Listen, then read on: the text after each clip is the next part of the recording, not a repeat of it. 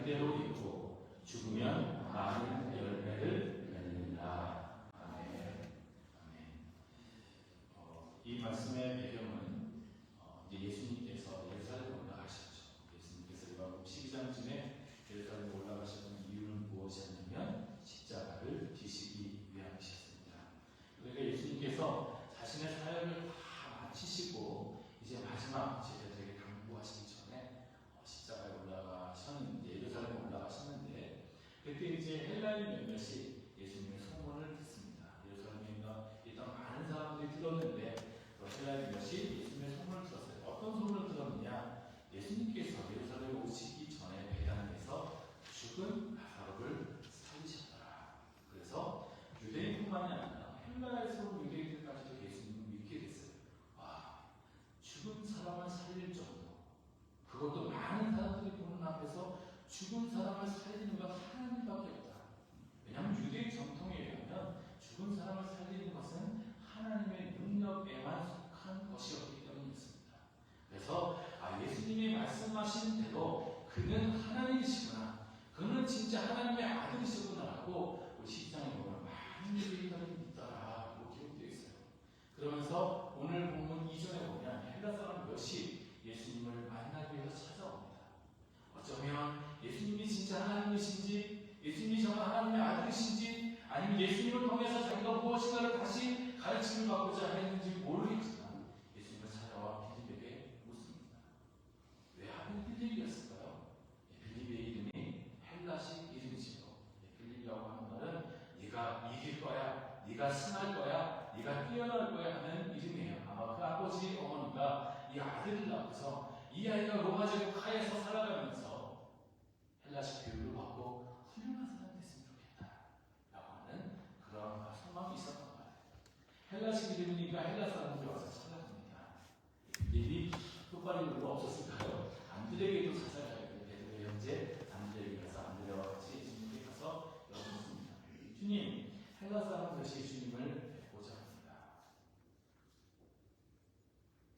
예수님은요, 복음서에 이렇게 몇몇을 보면 예수님이 제자들하고 대화하시거나 사람들하고 대화하실 때 보면 가끔 생뚱맞은 말을 하실 때가 많아요. 그렇죠? 우리 좀 고상하게 얘기하면 동문서답을 하실 때가 많습니다.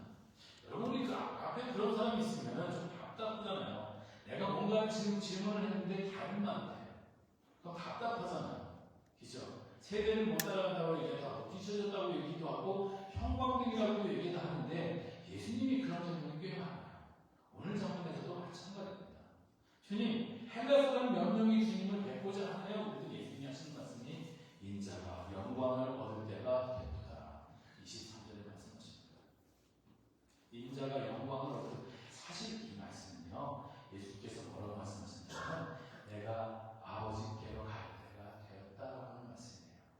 요한복음에서 예수님께서 영광에 대해서 계속해서 말씀하시는데, 예수님이 말씀하실 때 영광이라고 하는 말은 내가 이제 아버지께서 나를 보내신 그 뜻을 다 이루고 아버지께 돌아가서 보고할 때가 되었다. 여러분, 때가 되면 각 나라, 우리나라도 마찬가지죠. 대한민국도 대통령이 외교관들을 각 나라에 보내잖아요. 그렇죠? 그리고 나서 외교관이 한 번씩 고국에 돌아갑니다.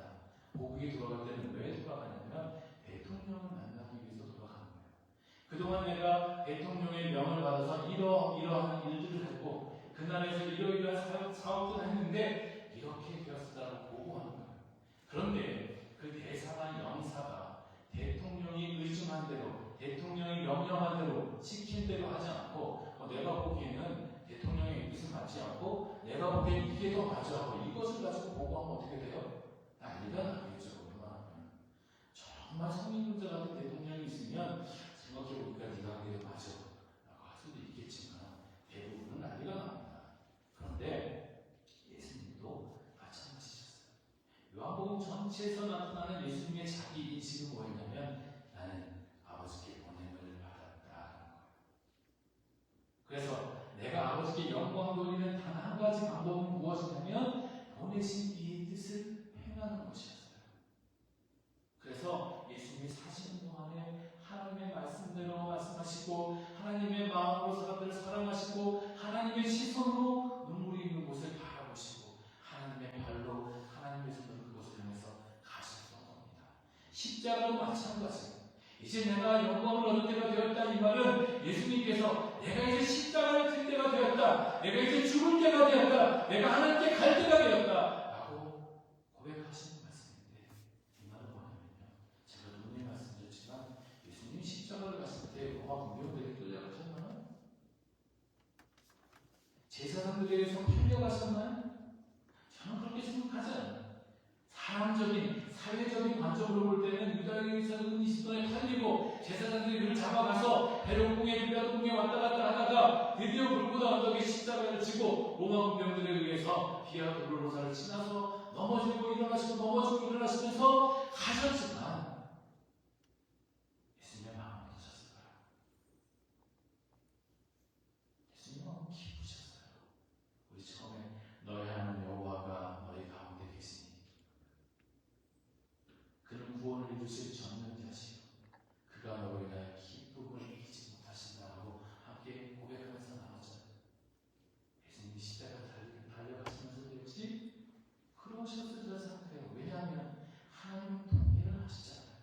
어제나 오늘이나 내일이나 영원토록 동일하시고 우리를 향한 그분의 마음이 동일하시고 창조 때부터 심판 때까지 앞으로 새하늘과 새 땅에 우리가 들어가는 그날까지 그곳에 영원히 살 때 하나님이 동일하신 분이시기 때문에 예수님은 구주하는 십자가 하나님의 구원을 이루는 십자가에서도 동일한 마음 품으신 거예요. 그래서 저는 그렇게 표현해요. 예수님은 십자가를 향해서 웃으면서 달려가셨습니다. 예수님 그렇게 가셨어요. 지금 이 말도요. 예수님이 유언처럼 얘들아 조용히 좀 얘들아 이제 좀 심각해져. 내가 마지막으로 할 말이 있어요. 하고 하신 말씀이 아니라 얘들아 내가 이제 아버지께 영광 돌릴 때가 되었어. 기쁘지 않니? 즐겁지 않니? 기대되지 않니? 라고 말씀하시는 거예요.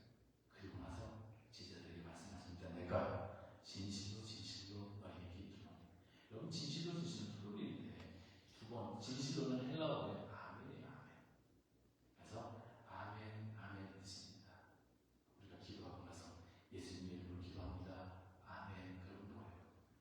내가 지금까지 기도한 것이 내 믿음의 고백이 다 맞습니다. 다 이루어지기를 원합니다. 이것이 참입니다 하는 말이잖아요. 예수님이 요한복음에서 진실로 진실로 몇 번 쓰시는데 많이 쓰시진 않으세요. 근데 요한복음에서 가장 많이 쓰세요. 그 말은 뭐냐면 요한복음을 통해서 예수님께서 우리에게 진짜 하시고자 하는 말씀이 있다는 거예요. 오늘 12장에서 예수님께서 그 말씀을 하시는 거예요.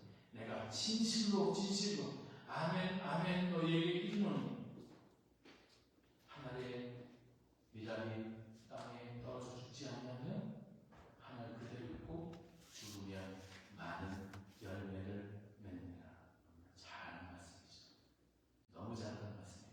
하늘의 미랄이 땅에 떨어져 죽지 아니하면 하늘 그대로 있고 죽으면 많은 열매를 맺느니라. 아멘. 제가 지난 6월달에 다시와 제일교회에 부임을 했습니다. 이런 마지막 주에 제가 설교를 하러 왔는데 주보를 딱 보니까 1월 마지막 주 주보 나왔고 주보를 보니까 표면에 이렇게 기록되어 있는 거예요. 하늘의 미랄 같은 교회. 하늘의 미랄 같은 교회. 제가요 3달 4달째잖아요. 그죠? 거의 4달이 다 됐는데 4달 동안 이 말씀을요 씹었습니다. 이 말씀을 묵상했습니다. 하나님 이 교회가 예수 그리스도를 믿는 그 믿음 위에 설립되었다면 세워졌다면 그리고 하나님 이 교회가 라스베가스 제일장로교회가 지금도 하나님의 뜻에 있다면 이 교회가 정말 이 땅 가운데서 하나님의 미랄 같은 교회가 되게 하여 주옵소서. 그러면 하나님의 미랄은 여러분 미랄 아시죠? 밀을 사면 한 갯부대를 사잖아요. 보통 하나씩 사는 사람 계세요 혹시? 밀 하나씩 사는 사람 아무도 없죠. 저도 그런 적 없어요. 밀을 사면 한 포대를 사는데 그걸 이렇게 가져오다 보면 그 포대가 이렇게 구멍을 뚫어서 하나씩 이렇게 빠질 때도 있어요. 요즘은 거의 그렇지 않지만 예전에는 잘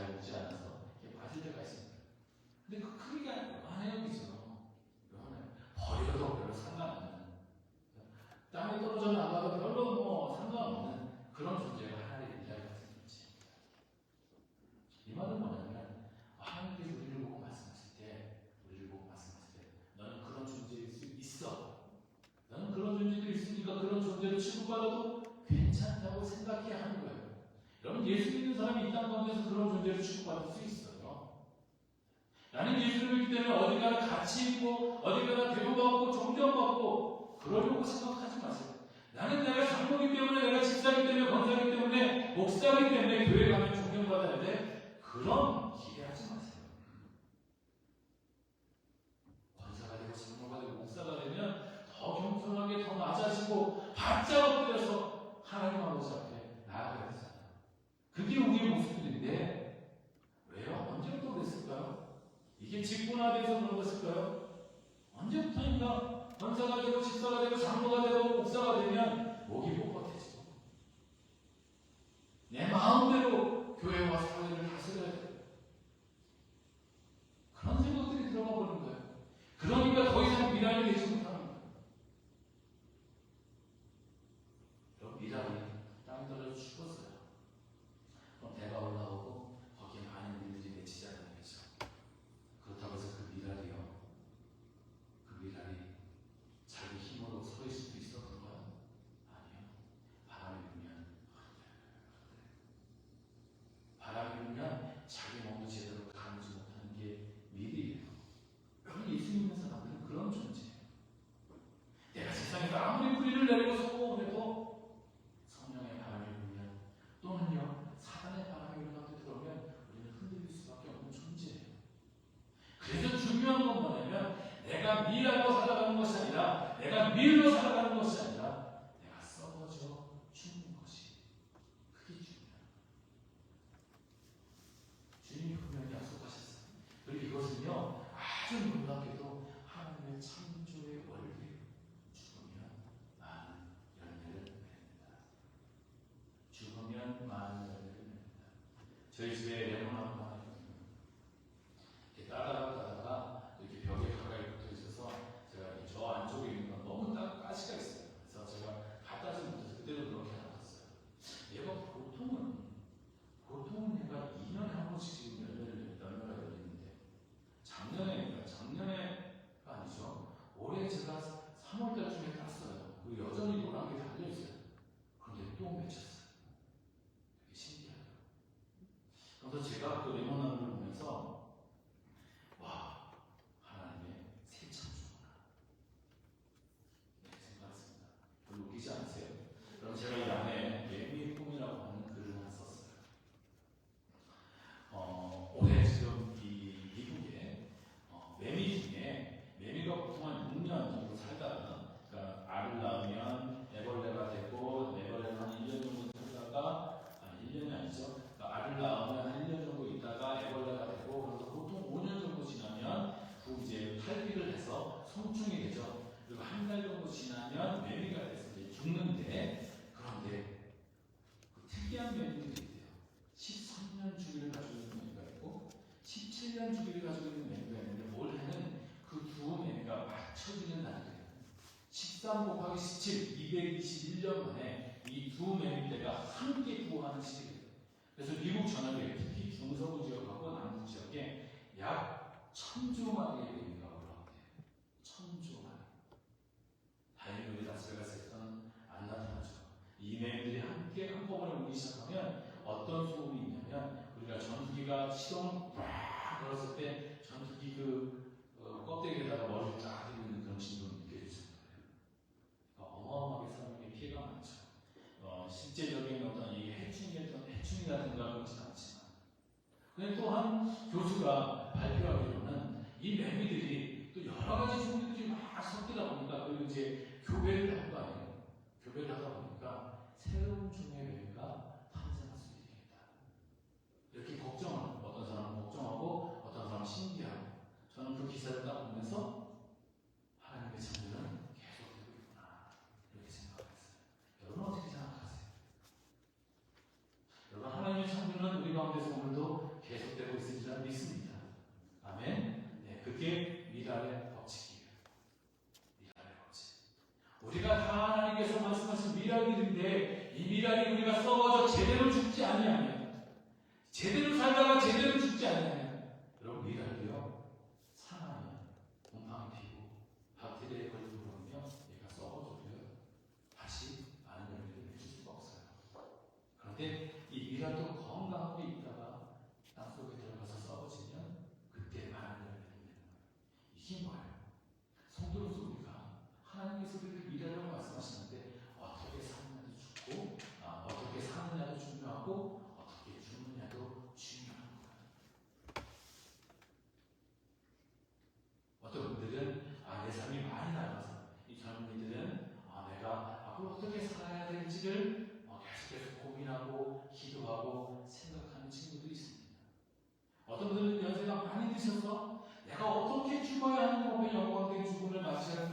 생각하시는 분들이 있을 거예요.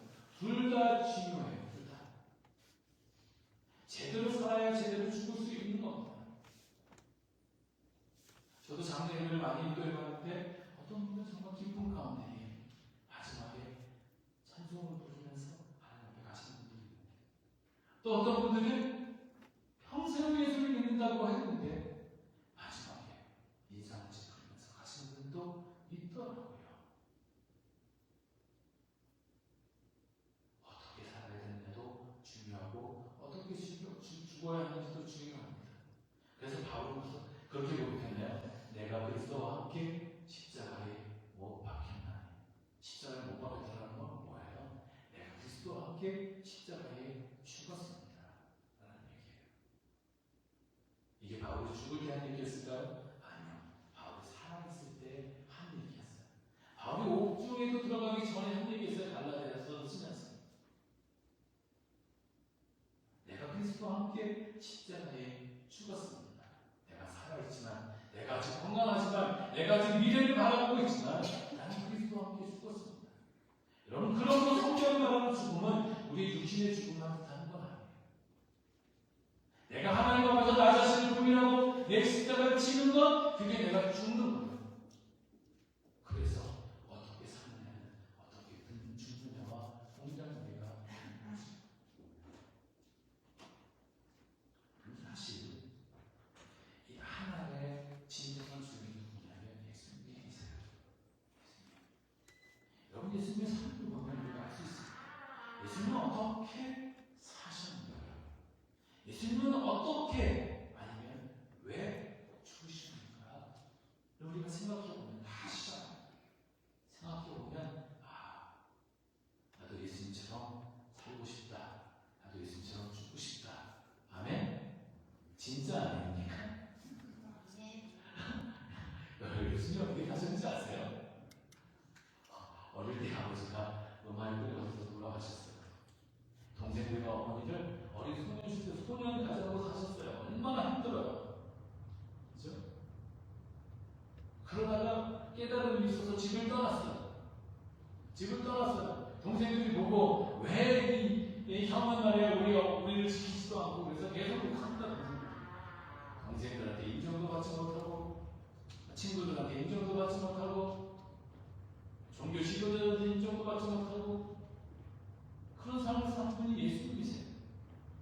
인자는 머리 들고 또 들 곳이 없다. 차도 없고, 집도 없고, 돈도 제대로 없어서 날마다 그렇게 떠돌아다니면서 사신 분이 예수님이에요. 진짜 예수님처럼 살고 싶으세요? 예수님 어떻게 죽으셨어요? 평안하게 호스피스에 가셔서 돌아가셨나요? 온 가족들이 모여서 함께 염려하고 함께 예물들을 나누고 눈물을 흘리면서 또 웃음과 함께 그렇게 돌아가셨나요? 우리는 그렇게 싶기를 원하서. 제가 본 가장 아름다운 죽음들은 뭐였냐면요, 온 가족들이 모였어요. 자녀들은, 가족들은 돌아가시는 분 앞에서 눈물을 흘리고 있죠. 눈물을 흘리는데 이분이 너무 잘 사셨기 때문에 눈물을 흘리지만 여러분 그 얼굴에 미소가 있는 그 표정 아시죠? 진짜 가실 수 있죠? 온 가족이 그렇게 잘하게 찬송을 부르면서 저 높은 곳을 향하여 부르면서 사를 하는 거 정말 좋더라고요. 저도 그랬으면 좋겠습니다.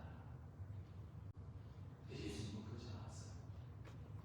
그 제자들이 다 도망가고 그 어머니가 밑에서 모두 흘리고 계시고, 발에는 벌써 소리 들려서 원통해하고, 많은 종교 지도자들이 비웃고요. 심지어 자기 머리에는 가시늘가 있고, 옷은 다 발라가 삐져서 수치가 두려운 가운데 있고, 성가 안에 모습 앞에서 피가 뚝뚝 떨어지고, 그런 가운데 돌아가셨어요. 여러분, 예수님처럼 죽고 싶으세요? 진짜? 근데 오늘 예수님은요, 우리가 그래야 한다는 거예요. 예수님 믿는다는 것이 그런 거예요. 세상 사람들이 원하는 대로 편하고 재미있고 안정적인 삶을 추구하는 것이 아니라, 네가 예수를 믿는다면, 네가 신앙인이라면 어떻게 살아야 되는지, 어떻게 죽어야 되는지를 알고 그대로 살아가는 거예요. 그게 예수 믿는 사람의 자세는 그래야 내가 많은 열매를 맺을 수 있어요. 여러분, 이 열매는요, 우리의 자손이 될 수도 있습니다. 이게 내가 계획한 꿈과 비전이 될 수도 있어요. 이 열매는 나는 갖지 못하지만 내 후손들이, 다른 사람들이 누리는 그런 풍성함이 될 수도 있어요. 근데 예수님은 오늘 우리가 그렇게 살아가고 하시는 거예요. 네 욕심 따라서, 네 욕망 따라서, 너 바라는 대로 따라서 하지 말고, 내가 너에게 주는 것, 내가 너에게 보여준 삶, 내가 너에게 보여주는 축원대로 그렇게 살아가라 말씀하십니다.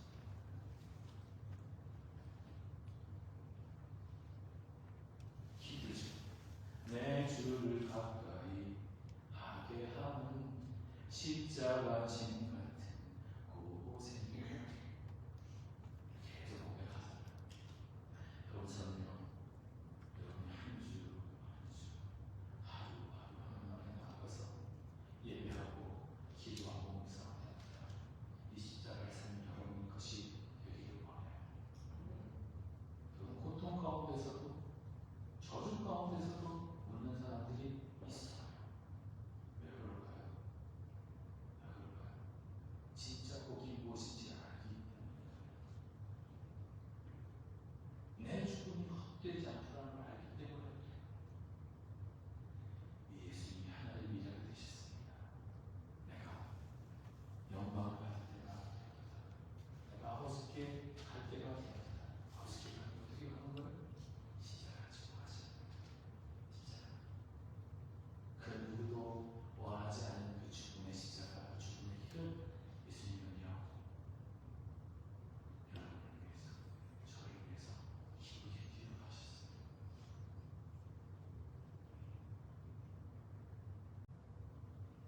우리 교회가 하나의 미랄 같은 교회입니다.